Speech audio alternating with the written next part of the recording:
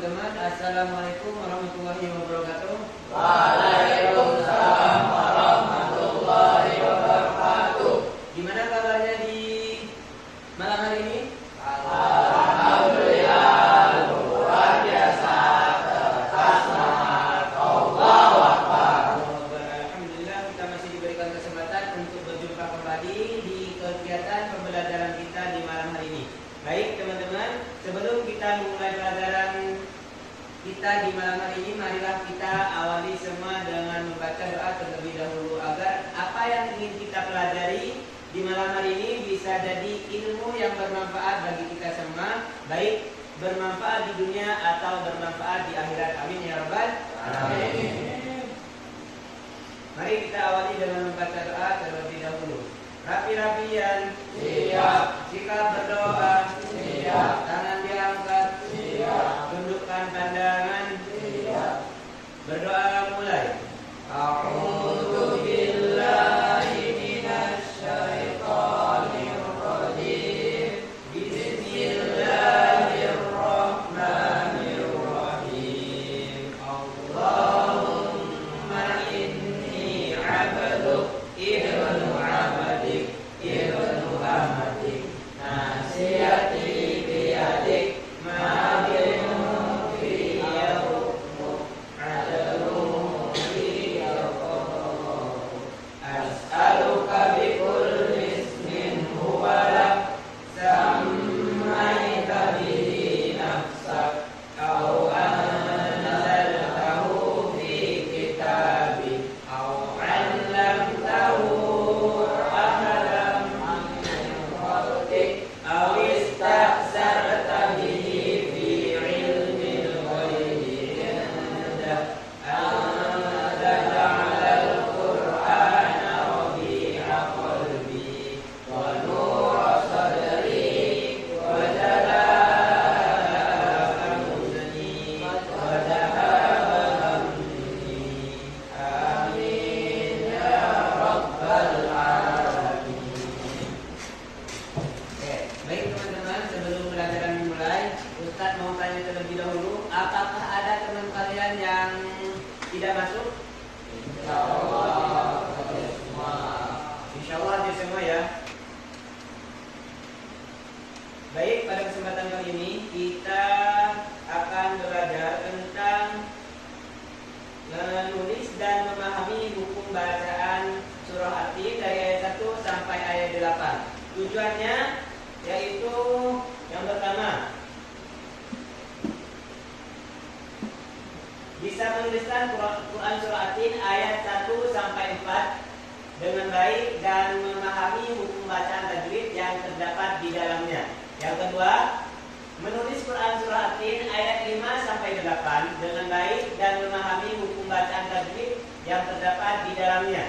Yang ketiga, mengidentifikasikan jenis-jenis hukum bacaan dalam Quran surah At-Tin secara tepat. Dan yang keempat, menerapkan pemahaman hukum bacaan Quran surah At-Tin dalam membaca dan menulis ayat-ayat dengan benar. Itu untuk tujuan pembelajaran kita di malam hari ini. Nah, teman-teman, pada pertemuan kemarin kita sudah membahas tentang memahami kandungan surah At-Tin. Juga di antaranya pengertian, kita sudah belajar tentang pengertian surah At-Tin. Nah, Ustadz mau tanya nih, kira-kira siapa yang masih ingat tentang pengertian dan arti kandungan surah At-Tin pada materi yang sebelumnya? Ya, terus Mas Fabian, bagus. Kesimpulan kandungan surah At-Tin adalah yang pertama, Allah bersumpah atas tempat-tempat penting sejarah sebagai kenabian. Yang kedua ialah manusia dan makhluk paling sempurna yang pernah diciptakan oleh Allah. Ketiga, manusia bisa jadi final jika dia menjaga iman dan amalnya. Keempat, orang beriman akan mendapat pahala yang abadi. Yang kelima, Allah Maha Hadir dan hari pembalasan bacaan pribadi. Ya, Masya Allah, jawabannya sangat betul sekali. Bisa tepuk tangan untuk Mas Fabian.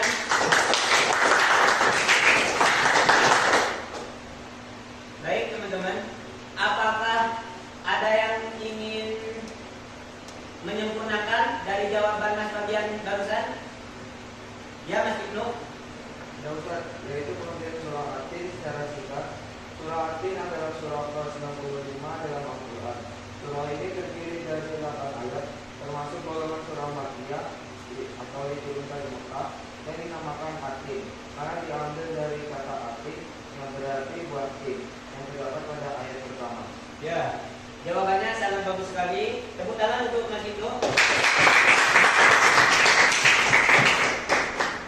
Ya baik teman-teman, mungkin teman-teman semua insya Allah sudah paham di pelajaran kita yang kemarin, karena Ustaz sudah mengulang barusan, sempat mengulang barusan apa yang sudah kita pelajari kemarin, dan teman-teman semua insya Allah sudah bisa menjawab. Nah, untuk pelajaran selanjutnya yaitu belajar membaca dan menulis. Coba sekarang Ustaz minta tolong Mas Dafa untuk membacakan. Belajar membaca dan menulis Al-Quran, khususnya surah At-Tin, bukan hanya kewajiban dalam pelajaran, tetapi merupakan bentuk kedekatan kita dengan Tuhan Allah. Membaca dengan benar bukan sekedar menghafal huruf, tapi juga memahami dan menerapkan hukum bacaan tajwid dengan penuh kesadaran dan kesungguhan. Menulis ayat Al-Quran juga bukan aktivitas biasa, karena seluruh yang ditulis dengan niat lurus dan cara yang benar adalah bentuk penghormatan kepada kalam ilahi. Memahami cara membaca dan menulis dengan tepat adalah bagian penting dari memuliakan Al-Quran. Ketika kita menulis ayat-ayat surah At-Tin dengan cermat, lalu membacanya dengan tajwid yang sesuai, kita sedang melatih diri untuk mencintai dan memuliakan wajah Allah. Maka teruslah memperbaiki bacaan dan tulisan kita, karena dari situlah kita membawa kedekatan dengan Al-Quran. Jadilah kegiatan membaca dan menulis ayat suci ini bukan hanya latihan teknis, tapi juga sarana untuk memperkuat iman dan membentuk akhlak mulia dalam kehidupan sehari-hari. Oke, baik, terima kasih Mas Dafa. Nah, sekarang coba perhatikan ke depan. Teman-teman di situ ada tulisan surah At-Tin ayat 1 sampai ayat 8 yang disertai dengan warna-warna yang berbeda. Apakah ada yang tahu apa fungsi dari warna-warna tersebut?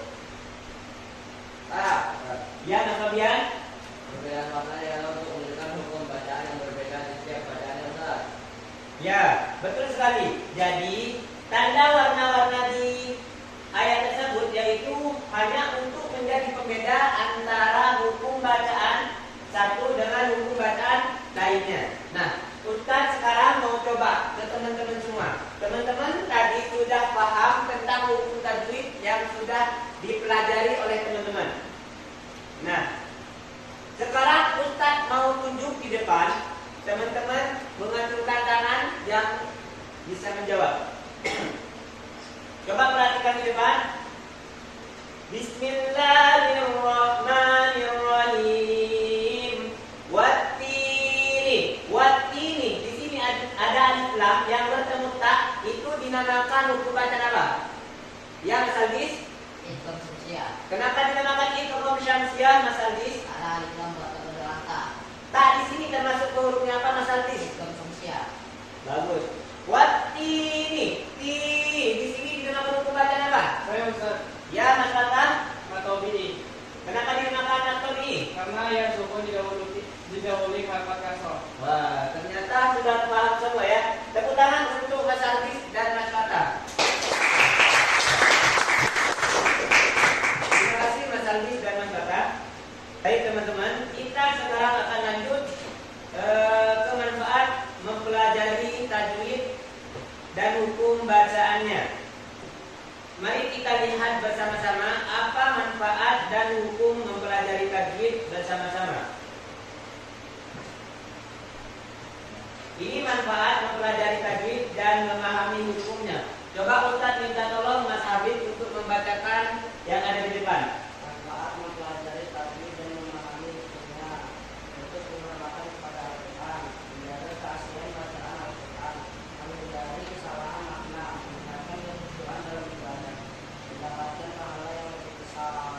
Nah, itu yang pertama yaitu bentuk penghormatan kepada Al-Quran. Bentuk penghormatan kepada Al-Quran, membaca dengan tajwid adalah untuk adab kita terhadap kitab suci yang agung, kitab suci Al-Quran. Yang kedua, menjaga keaslian bacaan Al-Quran, yaitu Tajwid membantu kita membaca Al-Quran sebagaimana yang diajarkan oleh Nabi Muhammad SAW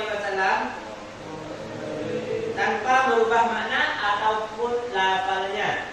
Yang ketiga, menghindari kesalahan makna. Menghindari kesalahan makna, kesalahan kecil dalam pelafalan huruf bisa mengubah arti ayat. Tajwid menjaga agar makna tetap benar dan sesuai konteksnya atau sesuai dengan kaidah tajwidnya. Yang keempat, meningkatkan kehusuan dalam ibadah. Bacaan yang benar dan ibadah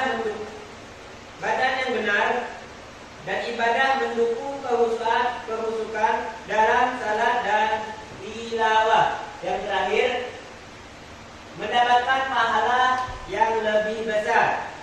Rasulullah SAW bersabda bahwasanya orang yang membaca Al-Quran dengan tartil, pahala perlahan-lahan dan benar mendapatkan pahala.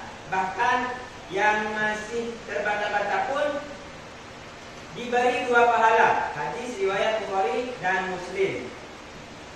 Nah, baik teman-teman, itu barusan manfaat mempelajari tajwid dan memahami hukum tajwidnya. Sekarang kita lanjut mengenai hukum mempelajari tajwidnya. Ustaz minta tolong ke Mas Depan, minta tolong membacakan apa yang ada di depan. Hukum mempelajari tajwid. Hukum membaca Al-Quran dalam tajwid. Wajib secara ain bagi setiap muslim yang membaca Al-Quran, yakni wajib membaca Al-Quran sesuai dengan kaidah tajwid agar tidak salah makna. Hukum mempelajari ilmu tajwid. Fardu kifayah, artinya wajib dipelajari oleh sebagian umat Islam. Jika sudah ada yang menguasainya, maka betul kewajiban dari yang lain. Namun bagi yang belum bisa membaca Al-Quran dengan benar, maka mempelajarinya bagi fardu ain wajib bagi dirinya sendiri. Baik, terima kasih Mas Revan. Nah, di sini hukum mempelajari tajwid yang pertama, hukum membaca Al-Quran dengan tajwid, yaitu wajib dengan sejarah fardu ain bagi setiap muslim yang membaca Al-Qurannya, yakni agar tidak ada kesalahan baik dalam membacanya atau dalam pemaknaannya. Ya, itu hukum membaca Al-Quran dengan tajwid. Yang kedua, hukum mempelajari ilmu tajwid. Hukum mempelajari ilmu tajwid itu hukumnya fardu kifayah. Artinya bagi umat Islam, barang siapa yang sudah paham di antara salah satu kalian dengan ilmu tajwid, maka gugurlah kewajiban dari teman-teman kalian untuk mempelajari tajwid. Akan tetapi, kalau semisal teman kalian ada satu orang yang tidak paham dengan ilmu tajwid, maka orang tersebut masih wajib atau fardu ain, wajib mempelajari karena untuk dirinya sendiri. Paham? Paham. Insya Allah. Nah, baik teman-teman, kita sudah berada di akhir pembelajaran. Ya, mungkin cukup sekian dari Ustaz. Ustaz mohon maaf apabila ada kesalahan. Kita tutup pembelajaran malam hari ini dengan membaca hamdalah bersama-sama. Alhamdulillah. Dan doa kafaratul majlis.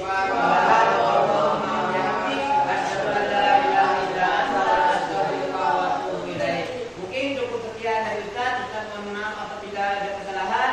Assalamualaikum warahmatullahi wabarakatuh.